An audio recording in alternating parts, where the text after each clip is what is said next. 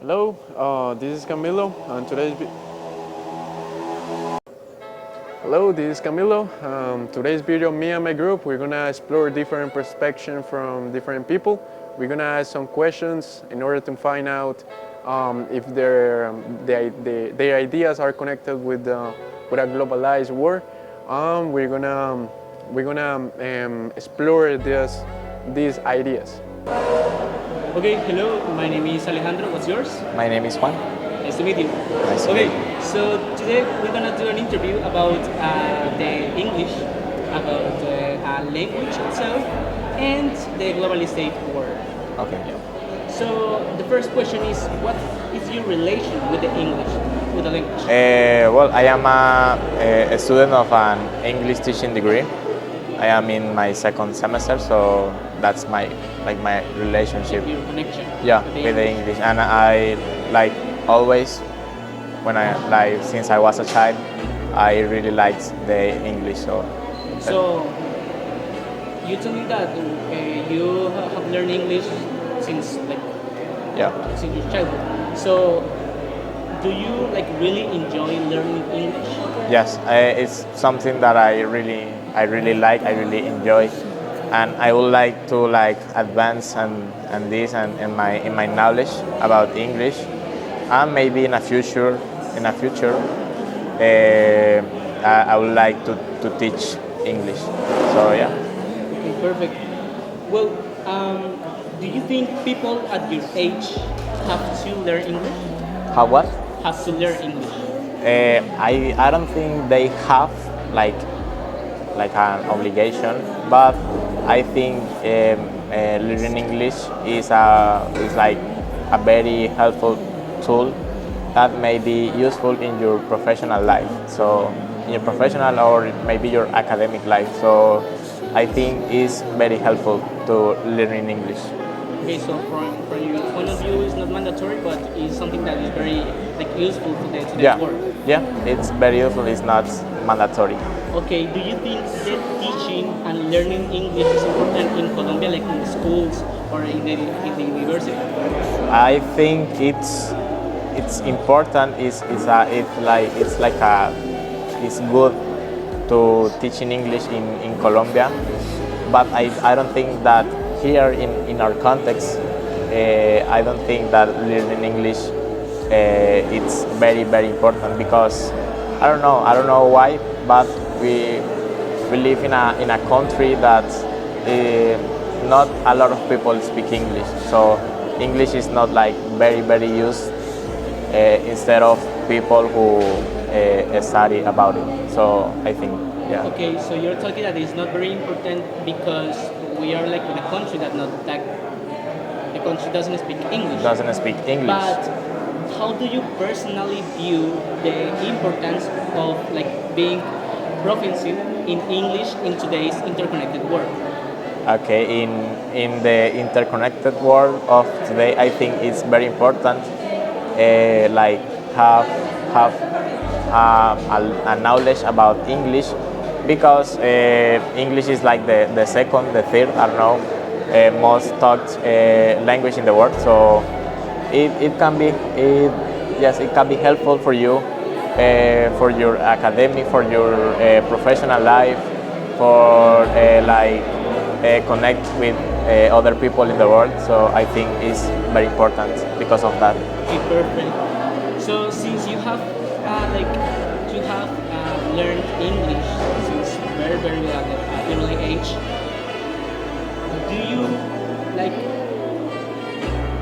what are the common beliefs or stereotypes you've encountered regarding learning English?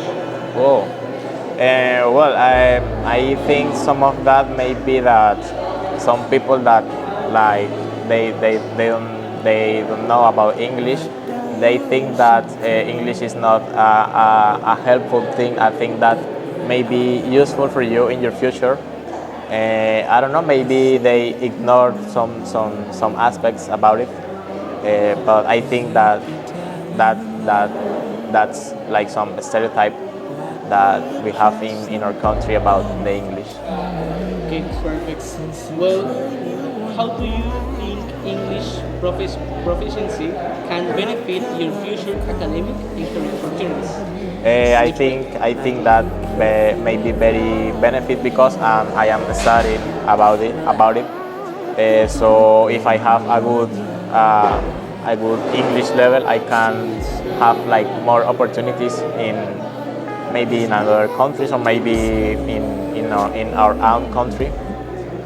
Some opportunities about my professional life, my academic life for the moment, and in the future, a professional life about it. So yeah.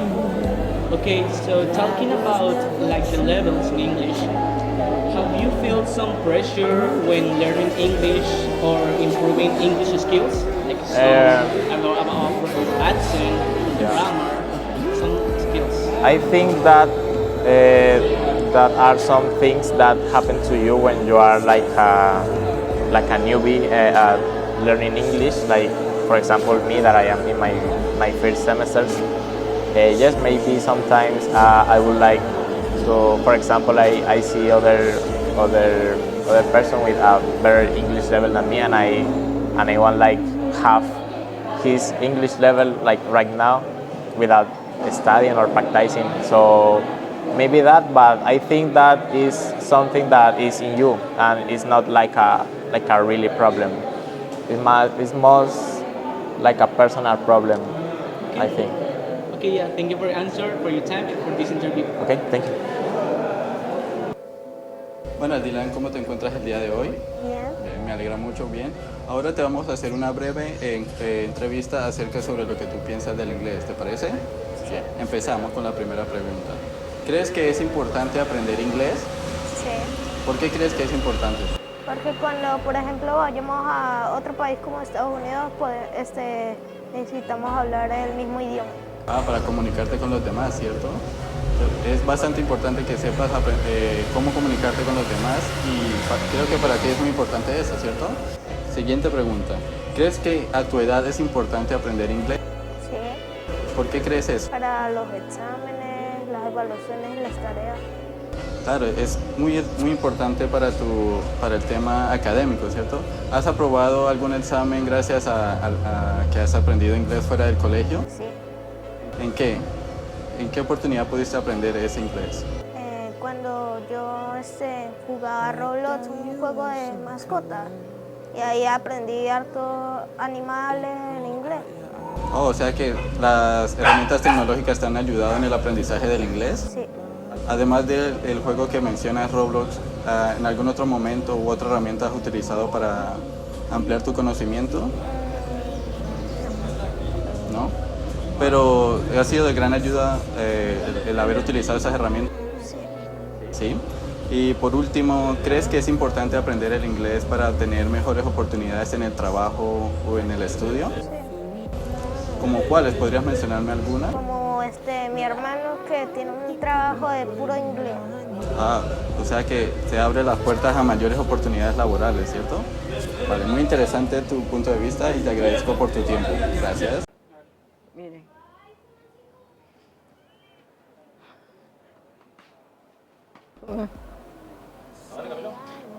Hola, buenas tardes. Buenas tardes. Es un placer tenerla acá en la entrevista. Pues nada, empecemos.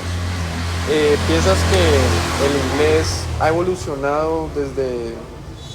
evolucionado hasta ahora, desde cuando eras joven?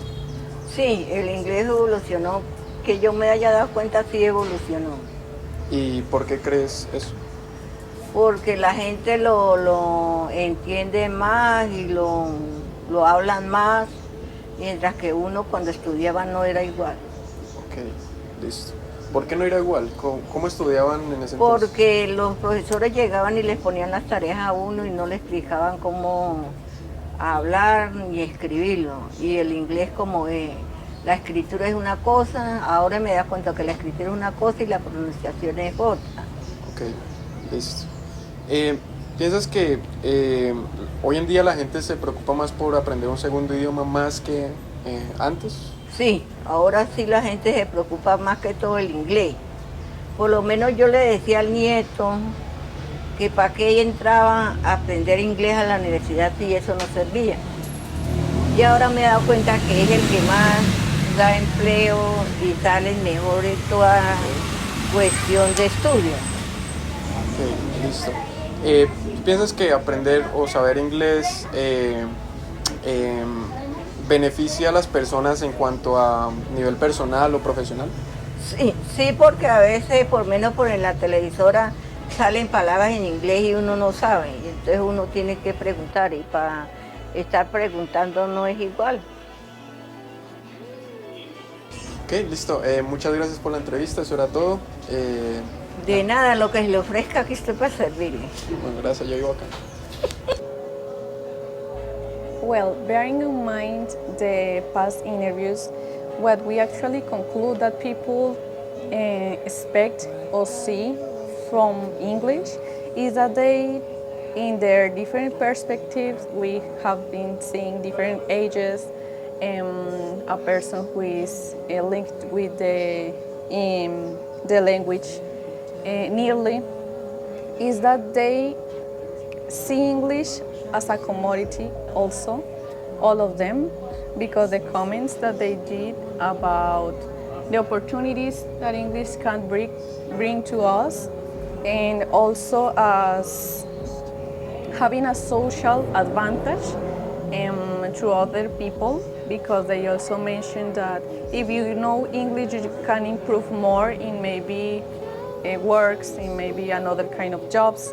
Also, they see English, they look English as an economic resource, not only for jobs, but also for academic opportunities as scholarships, interchanges, and that is also one of the points, the main points from the Ministry of Education with the proposal, with the bilingualism.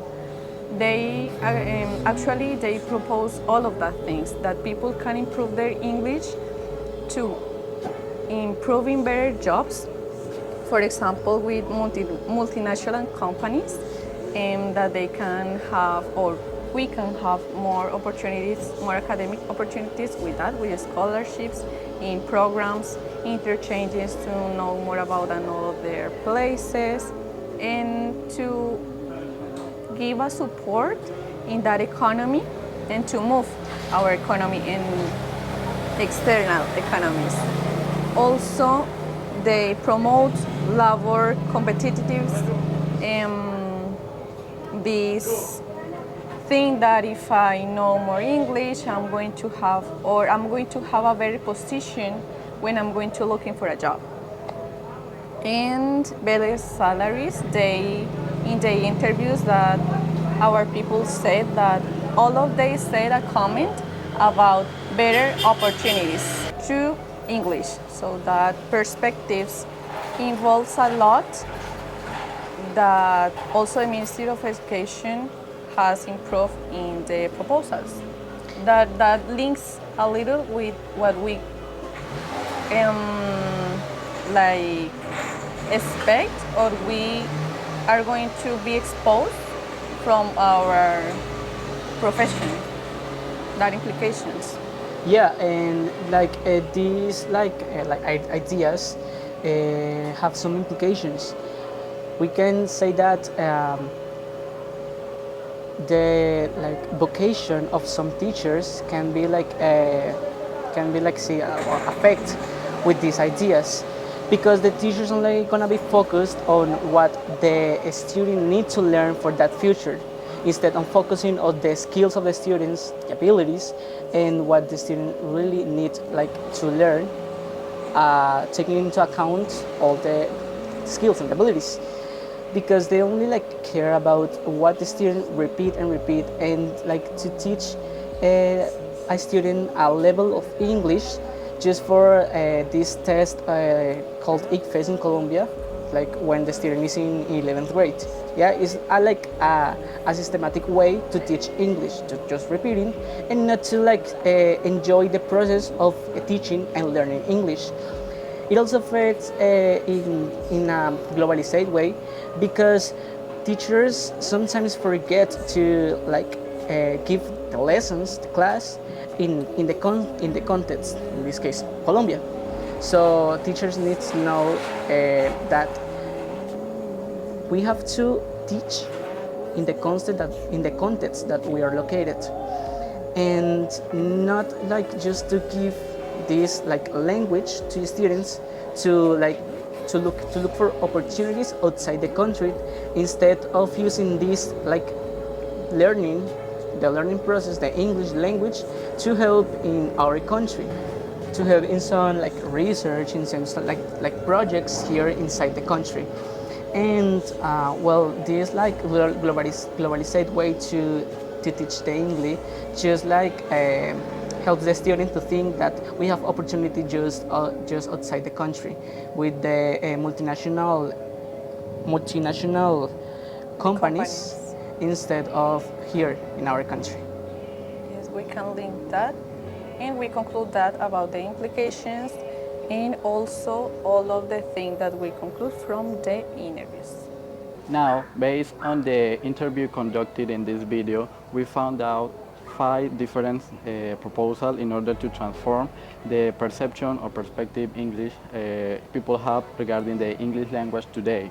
The first proposal is the interdisciplinary learning, where students are exposed to real life experiences in a practical context, where they use the different subjects such as mathematics, Spanish, science, etc. In order they feel the English language is useful in that context and have the capacity to solve that problems. The second proposal is the project-based learning, where the students have the opportunity to be in a real context where they use the English as a key tool in order to solve any solution they have in that moment. They are able to manage the English as proficiently as they could regarding to the methodologies used in that case. Continue with this aspect, we have taken a communicative approach where the English is not just theoretical, but practical. So that means that we set the students to real scenarios that they can face in a real life situation. And also with this, they're gonna improve their confidence, and also to know and be conscious about what is going on around the world. And also we wanted to highlight that most of the times in most of the schools they just talk about global issues, but they don't talk about local issues like here in Colombia or here in Huila. So also how we can implement this with debates, presentations, stands, role plays. So this can address the communicative approach in which the students are going to be able to set their English skills in a real scenarios, like going to a cultural exchange or talking to another person. So that's going to be the second part of the approach. Okay, the fourth proposal is the constant teaching and learning, where the different English teachers have the opportunity to meet with other professionals in order to share their experience and learn from those experience, as I said before, and also to have the exposure to the newest strategies or methodologies in order to have a better performance in the English classes according to those encounters.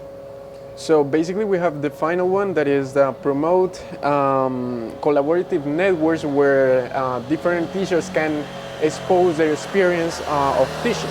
So basically what we are looking for is that the teacher have a space where they can speak up about their experiences when teaching in different scenarios, because we cannot compare how to teach English in a vulnerable community and compare it with a teacher that is teaching in a private school or in a city. So that's going to be the main difference, and how to address this gap between those teachers, and also that they can create project work where they can create their own materials based on the contents they are teaching in the schools, because it's too difficult to to contextualize some material that are very based in European or in American context rather than in a local context like here in Colombia or right here in Huila.